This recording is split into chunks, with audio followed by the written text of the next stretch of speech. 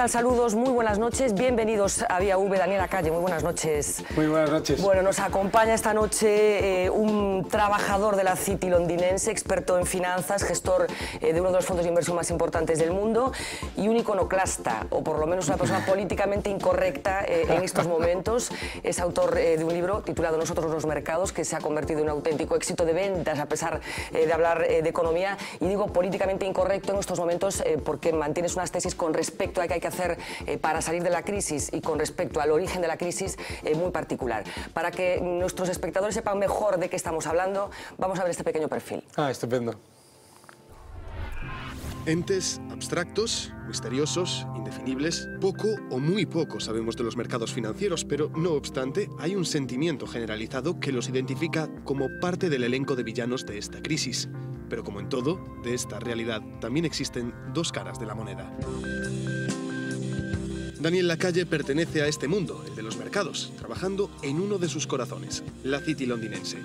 En el epicentro financiero de la capital británica desempeña su cargo como gestor de un fondo de inversión. Es además autor de Nosotros los mercados, un libro que, a pesar de tratar un tema de entrada tan árido como pueden ser los mercados financieros, se ha convertido en todo un éxito de ventas. ¿Y si la quiebra de Lehman Brothers fuese una consecuencia de la crisis y no una causa?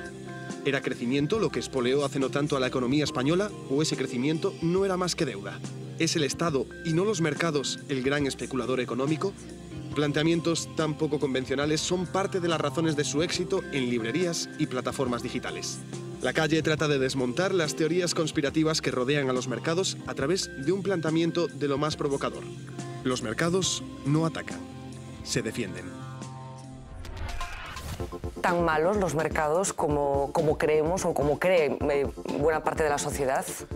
Es curioso que se considere malo o bueno, ¿no? Yo creo que los mercados son una herramienta. Y como herramienta debemos entenderlo.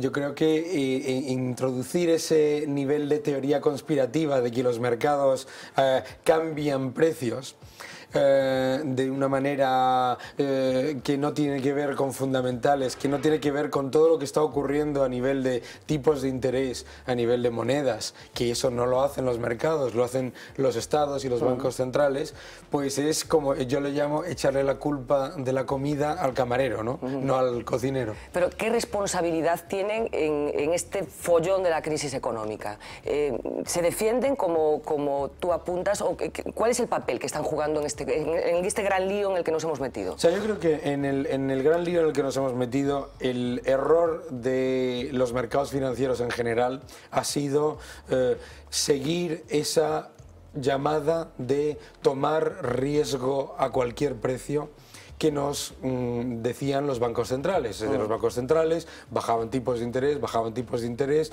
decían tomad más riesgo, ese riesgo se iba acumulando en distintas partes de la economía y efectivamente hubo muchos entes de ese mercado financiero que entraron en niveles de apalancamiento, de endeudamiento excesivo, tomando un riesgo innecesario en ese momento. Estamos en el lío en el al que nos referíamos hace un momento y que hay unos países que están sufriendo de una forma más evidente que otras. De una forma muy particular, el sur de Europa, sí. Esos PIGS que cada día van sumando una nueva sigla por el camino. ¿Por qué España está en una situación tan delicada? ¿Cuál era la singularidad de España para que el bofetón haya sido de la envergadura que está siendo? Yo creo que el problema en España ha sido el mismo problema que el resto de la periferia, un exceso masivo de crédito durante un tiempo muy corto de tiempo. España entra en la Unión Europea, empieza a recibir fondos, tiene que gastarlos para recibir más, invierte en cualquier cosa, entonces se genera una euforia crediticia, tanto privada como pública, enorme. Esa euforia crediticia se canaliza fundamentalmente a lo que yo llamo la burbuja inmobiliaria y de obra civil, porque lo que nos olvidamos no es solamente el tema de las casas, sino la obra civil, que fue enorme. Esto era la obra pública. Esto era prácticamente el 15-16% del PIB. Esto pincha. Y entonces, en el año 2007, en vez de tomar medidas para sobrevivir ese pinchazo, se toma una decisión consciente de redoblar la apuesta. fuimos la única economía de la OCDE que cuando pinchó esa burbuja redoblamos la apuesta con enormes planes de estímulo. Estamos hablando del Plan E, por ejemplo, ¿no? Por ejemplo. Parte. El Plan E no era más que un 1% del PIB, sí. pero había muchas más cosas. Estaban planes de fomento, primas y subvenciones. O sea que tú sostienes que en ese momento habría que haber cortado el grifo, digamos. En ese momento se tendría que haber tomado las medidas para buscar, para facilitar que los sectores de alta productividad empezasen a ocupar el sitio que la obra civil y la construcción había tomado durante los últimos 10 años.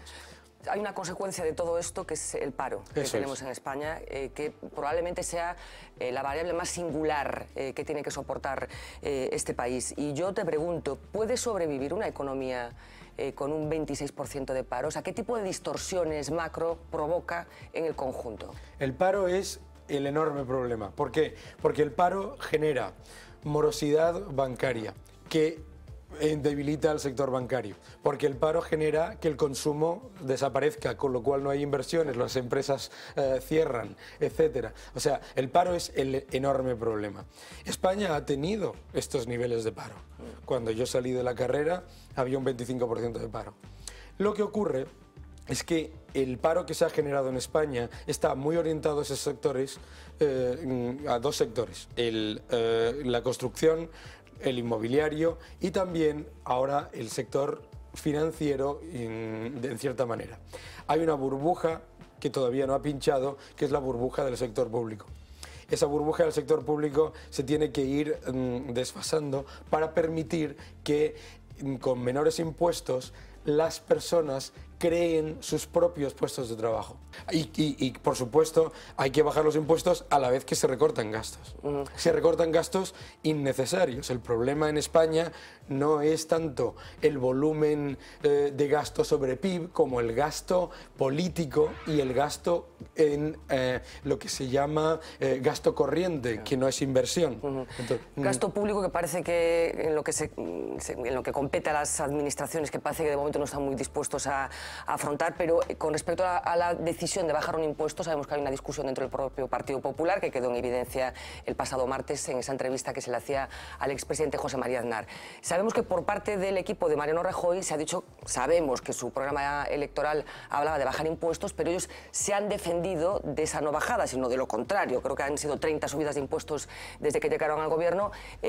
Bueno, como consecuencia de la situación de la economía, se ha dicho incluso que si no hubieran subido los impuestos, la economía habría hecho crack. ¿Tú niegas la mayor? Totalmente, porque la economía habría hecho crack si se mantienen los gastos de burbuja. O sea, España gasta 493.000 millones de euros al año. Eso es una salvajada, porque son niveles de gasto del pico de la burbuja. Y por supuesto podemos hablar de que hay unos gastos por el paro y que hay unos gastos por pensiones, por supuesto, pero hay muchos más que son muy por encima de las cantidades de lo que nosotros consideramos servicios esenciales, que son completamente innecesarios, que el propio Partido Popular tenía en su programa. Entonces, esos gastos se tienen que atajar, y se tienen que atajar porque lo que nos tenemos que dar cuenta es que los ingresos de burbuja inmobiliaria no van a volver. Nos podemos dar contra la pared todos los días diciendo que los ingresos tienen que volver a los del año 2007. No van a volver, a lo mejor tampoco interesa que vuelva ese modelo, ¿no? Bueno, yo espero que no. Y espero que no, porque el problema de las burbujas inmobiliarias y las burbujas de gasto estatal, es decir, los planes de estímulo, es que cuando se sale de ellas, se sale siempre más endeudado que se entró. Entonces, cada vez tienen un efecto, y si es que se les puede considerar algún efecto positivo, cada vez tiene un efecto marginal que llega a ser negativo, como pasó con el segundo Plan E, que destruyó empleo neto, como pasó con los 30.000 millones que se gastaron en planes de empleo, que destruyeron 3 millones de puestos de trabajo. O sea, tenemos que tener en cuenta que hay un punto que se llama el umbral de saturación de deuda, y cuando lo sobrepasas, intentar redoblar la apuesta no solamente no tiene un efecto positivo, sino que tiene un efecto negativo. ¿Cuál tiene que ser el papel del Estado en dos servicios, que es algo que también se está debatiendo, en dos servicios muy básicos que son la sanidad y la educación. Hay la sospecha por una parte de la población de que el Partido Popular pretende privatizar bueno, una parte de estos dos servicios, incluso de hacer una sanidad o una educación para ricos y otra para pobres. ¿Cuál tiene que ser el papel? ¿De qué forma tiene que intervenir el Estado en estos dos sectores? Yo creo que el Estado lo que tiene que intervenir es facilitando que la gestión de la sanidad y de la educación la lleve a cabo el que la haga mejor y más barata. Y hay que diferenciar privatización con clientelismo. Mucho cuidado, porque hay que diferenciar entre yo estoy gastando un dinero en manejar una actividad y se lo doy a unos amigos que gastan más y peor. Y eso no es privatizar. Hay que tener también que diferenciar entre... Francisco, entonces, perdona, que tú estás a favor de la privatización. Yo estoy a favor de la privatización de la gestión. La sanidad y la educación no se privatizan, se privatiza la gestión. Pero solamente si la gestión es más eficiente, más barata y genera mejores servicios. Y eso se tiene que auditar. Y eso se tiene que quitar si no se hace bien. O sea, tiene que ser mercado de verdad. Si no hay mercado de verdad, entonces el Estado lo que tiene que hacer es facilitar un modelo que, sin ser oneroso, genere el máximo nivel de calidad con los recursos que tiene. Sí. Estamos hablando de introducir criterios de rentabilidad en la sanidad, por ejemplo. Por supuesto. Pero no hay riesgos en la aplicación de criterios estrictamente económicos. Por ejemplo, comparando modelos sanitarios, había la sensación de que España tenía un estupendo modelo sanitario, una sanidad realmente universal, realmente pública y realmente gratuita. Comparémosla con un tópico aquí, que es Estados Unidos, por ejemplo, que tiene un modelo que no sé si es el que a ti te parece oportuno y conveniente. No, yo creo que el modelo norteamericano es carísimo. Medicare es el gran problema del déficit norteamericano, aparte de defensa. No, o sea, la sanidad española es muy buena calidad, es cierto, pero no es gratuita. Se paga con impuestos. Es que nos olvidamos de que todos los meses, o sea, la sanidad no es gratuita. Pero bueno, lo importante es que esa calidad no se pierda por el gasto político. Es decir, yo me encuentro con estos viajes que hago, hospitales en los que hay 500 médicos y enfermeras y 1000 directivos, responsables, asesores, jefe de prensa, no sé qué, no sé cuántos. Es decir, no es una cuestión de romper el modelo, privatizar, acabar con lo público. No, se trata de mucho cuidado porque hay mucha corrupción, y lo está alertando el New York Times y mucha otra gente. Hay mucha corrupción en eso que se esconde bajo sanidad y educación, claro. Que es por donde hay que empezar. Y eso, eso se hace auditando. Estamos hablando de corrupción, me interesaba saber tu opinión con respecto a esto. Porque tenemos la sensación, yo no sé si correcta o incorrecta, de que efectivamente estábamos rodeados de mangantes en todas y cada una de las estructuras del Estado, y no solamente del Estado, de la empresa privada también. La banca es uno de los ejemplos. ¿Qué daño le está haciendo la corrupción al proyecto de recuperación del país, y qué daño le está haciendo la corrupción a la imagen de España, que es algo que nos preocupa muchísimo aquí cada vez que un periódico normalmente anglosajón hace alguna referencia a lo que está pasando aquí? Vamos a ver, yo creo que el problema de la corrupción, primero es un problema de muchísimo tiempo atrás, no es una cosa que ha ocurrido, es una sorpresa que acaba de empezar. Yo veo portadas de periódicos de los años 80 y es que parece que no ha cambiado nada, ni siquiera las personas son los mismos, ¿no? Los titulares. El problema de la corrupción en España es un problema además de cantidades. Las cantidades que se están viendo en los periódicos de temas de corrupción son atroces, son monstruosas. O sea, estamos viendo, hay corrupción en muchos países, pero las cantidades, los números, 1.200 millones, 300 millones, 400, estamos hablando centenares de millones de euros. El problema de la corrupción en España es muy grave porque... ¿qué es lo que hace? Cualquiera que lea esos titulares de la prensa española, la británica no se entera de la mitad, de la prensa española, dice, yo allí no invierto. Si se enterara. Si se enterase. Yo tengo amigos que dicen que si se enterasen de las cosas que se ven en los periódicos, en la prensa, no invertirían jamás. El problema es... no solamente retrasa la inversión, retrasa la recuperación porque además es una cantidad muy grande. Hay expertos que dicen que es el 2% del PIB anual. lo que supone la corrupción, clientelismo, subvenciones, o sea, todo lo que se puede englobar dentro de corrupción es del 2% del PIB anual. Entonces, eso es un problema porque además, si no se ataja, ¿qué es lo que viene detrás de eso? Subidas de impuestos.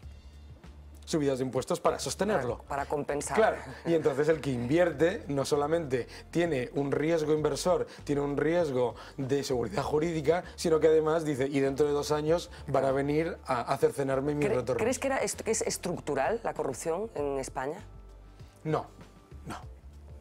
Yo, mira, lo mismo que soy muy crítico, también creo que está muy localizado en unos sectores que están desapareciendo.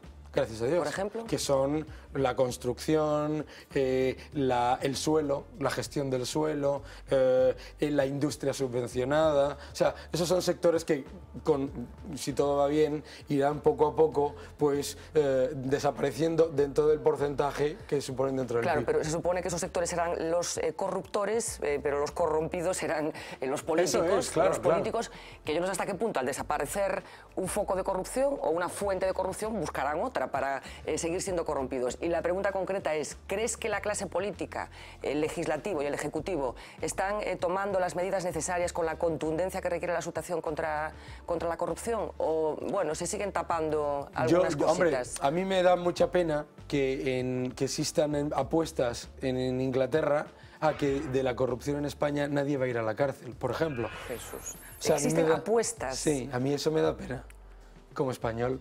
A mí me da pena que se vea que los casos importantes de corrupción probados no terminen con gente en la cárcel o que no tengan un castigo ejemplar, que aparezca esa persona pues, en otro puesto, incluso mejor al que tenía, etc. O sea, ese es un problema que yo creo que esta nueva generación de políticos que no han vivido el boom de la Unión Europea y los fondos de cohesión y todo eso, esta nueva generación de políticos sí puede hacer un cambio importante. Yo creo que los políticos en general son gente honrada, aunque parezca mentira.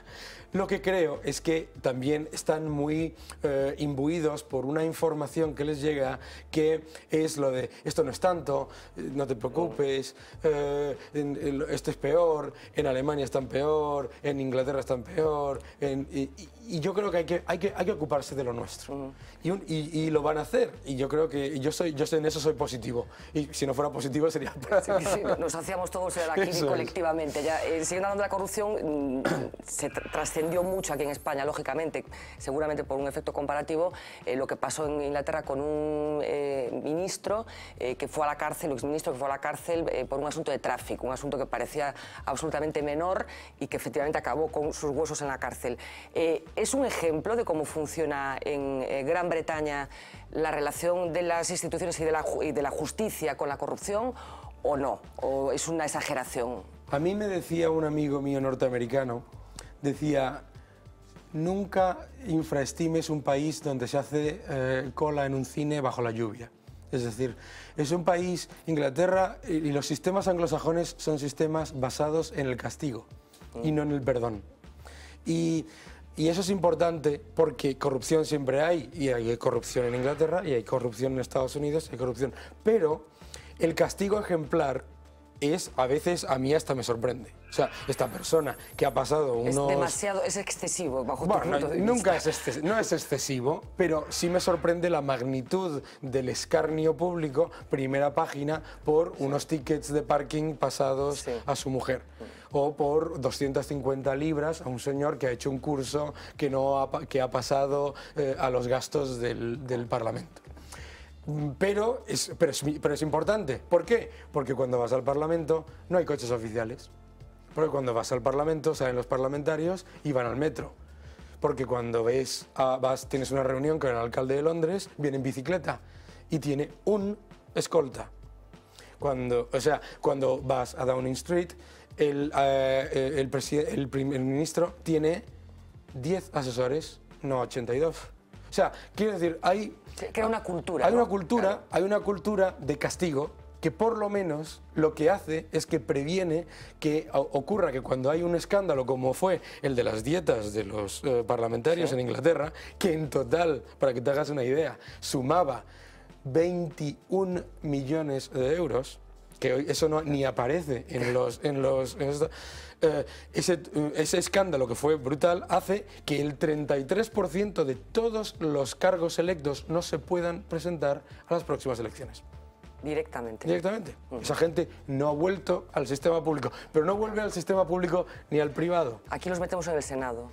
Eso no sé, pero no vuelven ni al sistema público ni al privado. Hay un tema de gobierno corporativo que de verdad hace que el riesgo de meterte en esos problemas, aunque lo hacen a veces, no digamos que aquí es una maravilla, el riesgo de meterte en esos problemas sea muy grande. Las consecuencias de incurrir en este tipo de comportamientos. Y entonces, una sociedad con esta cultura que está retratando, ¿cómo está interpretando lo que está pasando en España? Bueno, fundamentalmente no lo está interpretando porque no llega a la prensa. O sea, hablamos de la prensa británica y lo que dice de España, pero llega poquísimo, poquísimo. ¿Pero con lo que llega?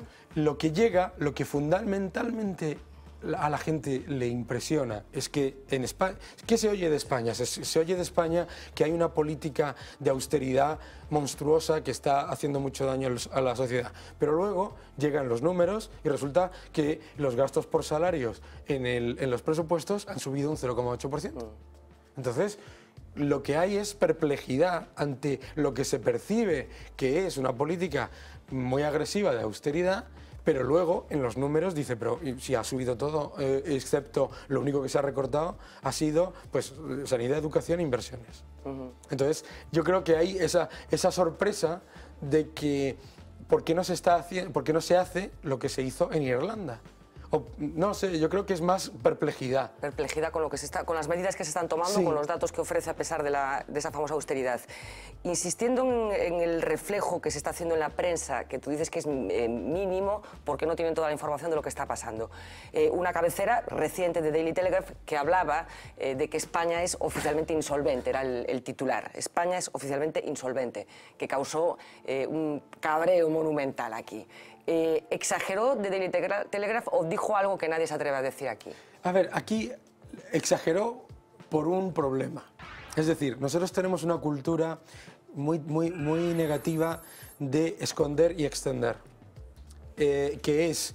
o sea, somos el sistema financiero más sólido del mundo, todo va bien, en España no hay subprime, somos los mejor regulados, el déficit va a ser del 3,5 y termina siendo del 11. Sí. No pasa nada. Quiero decir, hay un tema de credibilidad. Entonces, cuando el Fondo Monetario Internacional, el Banco Central Europeo y otros organismos ponen una serie de informes en los que cuestionan la solvencia de nuestro sistema y que conste, viene de un informe del Fondo Monetario Internacional, lo que hacen es decir, espérate un momento a ver si va a ser lo mismo que las últimas 10 o 12 veces. Ese problema de credibilidad se soluciona muy rápido, diciendo las cosas como son, ¿no? Y yo escribí un artículo diciendo en qué se equivocaba, pero perder esa credibilidad nos lleva a que la gente sospeche.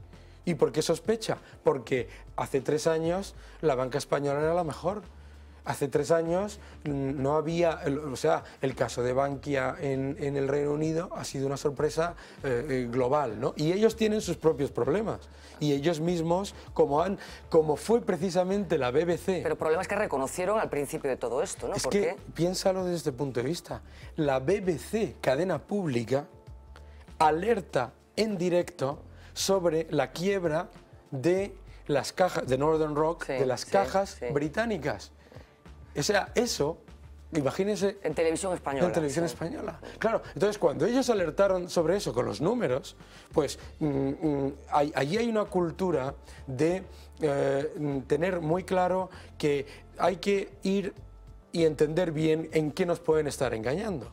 Y las cadenas y los medios lo que buscan es precisamente eso. Después de lo de Chipre, en el que 30 y tantos mil jubilados británicos perdieron todos sus ahorros, dicen, espérate un momento, que hay muchísimos jubilados británicos y ¿cómo me puedo fiar? Pues la mejor manera de fiarte es lo que ha hecho ahora en positivo el Banco de España. Decir, oiga, aquí hay un problema acotado en estos números. En estos números, 166.000 millones de créditos refinanciados, se tiene que hacer esto, esto y esto. Bien. Bueno, pues, oye, pues tienes un poco más de claridad. De la banca española podríamos hacer un monográfico, estar horas hablando de qué pasó con la banca y con las cajas de ahorros, pero no quería dejar pasar la oportunidad de que me expliques o que me des tu opinión sobre qué ha pasado con las famosas participaciones preferentes, porque estamos en Galicia y aquí es un problema muy grave como consecuencia de la presencia que tenían las dos cajas, tanto Caixa Nova como Caixa Galicia, un problema grave que se ha convertido en un dolor de cabeza no solamente para NCG, sino también, yo creo, para la propia Xunta de Galicia. Fue una singularidad la colocación de preferentes, fue una estafa. ¿Qué solución hay que darle a estos ahorradores tratados como inversores? Sí, es que haya habido ese problema. Es decir, a mí me sorprendía cuando empezaron las preferentes que me llamaba la gente y me decía, me ofrecen un depósito al 9%. Digo, ¿cómo te van a ofrecer un depósito al 9% si los tipos están al 1,5%? ¿No? No puede ser. Entonces, claro, que no era un depósito. Es que no es un depósito. Entonces, claro, la cultura financiera es muy importante que exista y por eso, y eso nunca lo vas a poder evitar de otra manera que informándote bien. Pero una vez que ha pasado y que es verdad que se le ha vendido a gente que no tenía esa cultura productos como de bajo riesgo cuando no tenían bajo riesgo, entonces si yo fuese el banco buscaría una solución inmediata a esos casos. Pero también hay que identificar esos casos de la gente que también invirtió porque el depósito del banco me da un 3 y este me da un 9, sabiendo que sí estaba entrando en un activo de riesgo. Entonces yo creo que es importante introducir un elemento intermedio, que es una auditoría. Y es un auditor independiente que diga, mira, efectivamente, el banco le soluciona el problema a estos señores, al señor del dedo y al señor que no sabía, todo eso, fenomenal. Eso se puede hacer. Bueno, estamos acabando ya, pero hay todavía un par de preguntas que quería hacerle a Daniel Lacalle. Una, vamos deduciendo de esta entrevista que Daniel Lacalle es partidario de las políticas de austeridad, eso que genéricamente se ha venido a llamar políticas de austeridad, pero es cierto que en los últimos tiempos ese bloque cerrado a favor de la austeridad, que comandaba Alemania, pero al que se sumaron muchos otros agentes, empieza a tener algunas grietas, empezando por el Fondo Monetario Internacional y no solamente el Fondo Monetario. En las últimas semanas hemos visto informes que, por ejemplo, decían que se minusvaloró el efecto que estas políticas iban a tener sobre el desempleo, no solamente en España, sino en general en el sur de Europa, en donde efectivamente el paro está subiendo de una forma muy importante. Claro. ¿Es así? ¿O se aplicaron malas políticas de austeridad? ¿Dónde estás ahora, en este momento? O sea, no, yo soy totalmente partidario de las políticas de austeridad, porque la austeridad es prudencia presupuestaria. Austeridad es no gastar lo que no tienes. Eso es sentido común. Sí. El problema de las políticas de austeridad que se han aplicado en Europa es que se han aplicado unas políticas que con el objetivo de no molestar a nadie han molestado a todo el mundo. Porque ¿qué han hecho? Subir impuestos y reducir gastos y además reducir gastos en las partes que les son más cercanas a la población, sin tocar las estructuras estatales, el gasto político, las subvenciones. O sea, no se puede bajar un 10%, un 20% las subvenciones y cercenar el 100% las inversiones en I+D, por ejemplo, ¿no? O sea, yo creo que el problema no es la austeridad como concepto, sino la aplicación de la austeridad. Y sobre todo, llamar a austeridad a subir impuestos, que es que eso no, hombre, eso no es austeridad. Austeridad es reducir gastos. Y reducir gastos es un problema porque cuando la gente habla de los problemas de déficit, siempre es un problema de gasto.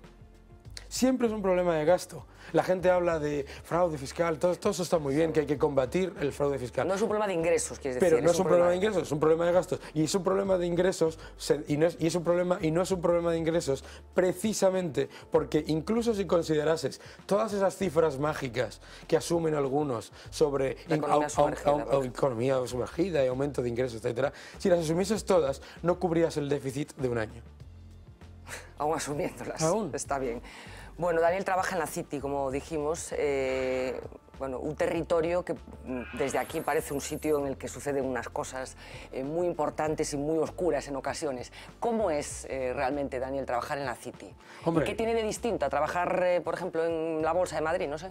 Hombre, yo creo que fundamentalmente es un entorno muy darwiniano, meritocrático, ¿no? Es un entorno muy duro, muy competitivo. Muy competitivo. En mi parte del sector, en la gestión alternativa, el 55% de la gente se va a la calle todos los años. 55%. El 55%. O sea, cuando la gente habla de precariedad laboral, pues aquí estamos, ¿no? O sea, que es como una selva, en realidad. Entonces, lo que ocurre es que es un entorno en el que todo el mundo está compitiendo y está compitiendo de una manera abierta y además de una manera en la que no hay ni el objetivo es extremadamente obvio y claro, son unos objetivos numéricos claros de beneficios y de resultados. ¿Y no es un poco inhumano esa forma de trabajar y de vivir, en el que la competencia es tan brutal, en el que los resultados es Dios? ¿No es un poco inhumano? No desde el punto de vista de las personas. Claro. A mí siempre que me dicen que si puede ser inhumano, yo le digo, ¿qué le parece a usted si usted contrata un plan de pensiones? Y yo le digo, mire qué suerte ha tenido usted que solamente le hemos perdido un 7%. Usted dice, oiga, ¿pero qué pasa, no?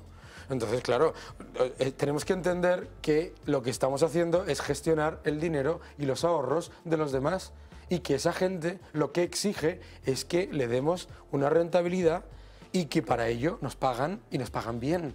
Y por eso esa responsabilidad también conlleva un riesgo y unas exigencias. Y tiene que ser así, si no... Claro. Pero hablas de competitividad, pero a lo mejor mucha gente ve en eso codicia. Estoy hablando, por ejemplo, de una película que retrataba no la City, sino en este caso Wall Street. Wall Street, la película Wall Street, que después hizo una segunda parte en la que efectivamente bueno, se confirmaban algunos mitos o algunos tópicos con respecto a ese mundo.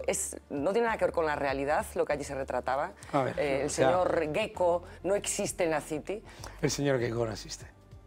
Ese es el problema. O sea, yo cuando veía Wall Street de pequeño, que me encantó, ¿no? Pues decía, ¡jo! Ahí decidiste, quiero dedicarme a esto. Este señor, no viendo Wall Street porque lo ponía fatal, pero cuando... No, un señor que no hace nada todo el día, que se va a dar un paseo con su novieta y se va a una... No, eso es un cachondeo, ¿no? No, eso no existe. No existe. Primero, no existe. Segundo... ¿Qué es codicia? ¿No? O sea, codicia es que a ti te dan dinero unos partícipes y unos inversores y tú tienes que generar una rentabilidad para ellos. ¿Es eso codicia? No lo sé. ¿Es codicia que tú te estás jugando tu dinero? Un John Paulson, un Steve Cohen, te estás jugando tu dinero para generar más rentabilidad para ti. Yo eso no lo veo codicia, yo veo eso lo que hace cualquier empresario, lo que hace cualquier persona en su actividad normal, solo que en un entorno distinto en el que todos los días se pone el marcador a cero. Por la mañana es como la película del Día de la Marmota. Por la mañana salta a las 8 de la mañana y vuelve a empezar. Entonces, pero eso es el mercado financiero que era exactamente igual en la época industrial, exactamente igual. Bueno, la codicia a veces lleva a lo que pasó, por ejemplo, en el 29. Sí. Por ejemplo. Es decir, que a veces sí que hay codicia en esos entornos. Pero en el 29... un afán por un enriquecimiento rápido y exponencial. Bueno, no, o sea, vamos a ver, en el 29 no es un tema de codicia, ni tampoco es un tema de toma de riesgo excesivo. Es un tema de intervención, aislamiento y de repente lo que un sistema financiero que tenía muy poca liquidez, esa liquidez desaparece y no hay y se genera un pánico vendedor, ¿vale? Eso no ocurre ahora mismo, ocurren otras cosas. Ahora ocurre lo contrario. Ahora lo que tienes son los tipos de interés a cero, expansión monetaria salvaje, etc. Las dos cosas son malas. Las dos cosas son malas y las dos cosas hay que intentar manejarlas de una manera lógica y de una manera en la que el sector financiero sea, como ha sido, facilitador. O sea, nosotros no nos damos cuenta de la importancia de la liquidez, porque cuando vamos a comprar y a vender algo, asumimos que lo podemos vender. No nos damos cuenta de todo lo que hay detrás, de que puedas vender algo en tiempo real, ¿no? Bueno, última pregunta, Dani Lacalle. ¿Vamos a salir de esta? Y sobre todo, ¿cómo vamos a salir? ¿Cómo será España cuando supere este atragantamiento colectivo? Vamos a salir de esta, seguro. ¿Vamos a salir de esta el año que viene? No. ¿Dentro de 2 años? Pues probablemente tampoco. Pero sí, lo que sí vamos a hacer es adaptarnos a un nuevo modelo. Este nuevo modelo no es que el Estado nos garantice un puesto de trabajo toda la vida. O sea, nosotros hemos entregado nuestra libertad a cambio de seguridad y no tenemos ni libertad ni seguridad. Entonces, ahora lo que tenemos que entender es que el trabajo lo tenemos que crear nosotros. Y los sectores que van a sacarnos de la crisis no los vamos a decidir en un comité en Moncloa ni en cualquier otro sitio. Se va a decidir en el mercado gracias a que mejore la renta disponible de las personas. Vamos a salir seguro, porque España ha salido de peores situaciones que estas. Pero no vamos a salir con soluciones mágicas, porque las soluciones mágicas lo que hacen es perpetuar el problema. Y lo que no debemos hacer, y tenemos que hacer todo lo posible por evitar, es intentar caer otra vez en el mismo error. ¿Y cuál olfateas tú que van a ser esos sectores de los que se van a convertir en las nuevas locomotoras? Pues mira, yo creo que el sector agrícola, la tecnología agrícola española es espectacular. Tecnología agrícola. Sí. La biomedicina, espectacular. La química, unos crecimientos realmente exponenciales en entornos de recesión. Las exportaciones, nosotros estamos exportando, estamos hablando de que el euro está muy alto, estamos exportando más que nunca. Los sectores de alta productividad en España han funcionado muy bien durante la crisis. Los que no han funcionado han sido la burbuja estatal, la inmobiliaria y la de las obras públicas. Todo eso nos va a sacar de la crisis. Y lo que nos va a sacar de la crisis es la gente creándose sus propios negocios. Mira, las oportunidades que hay de servicio para la Unión Europea, para el hecho de que somos un hub, un centro de conexión con África muy importante. Y con Latinoamérica. Y con Latinoamérica mucho más importante también.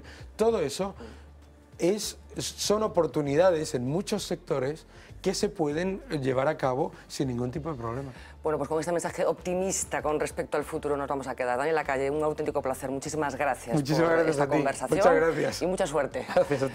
Vamos a hacer una pequeña pausa de publicidad, enseguida volvemos. Hasta ahora. Oye, ¿cuánto tiempo?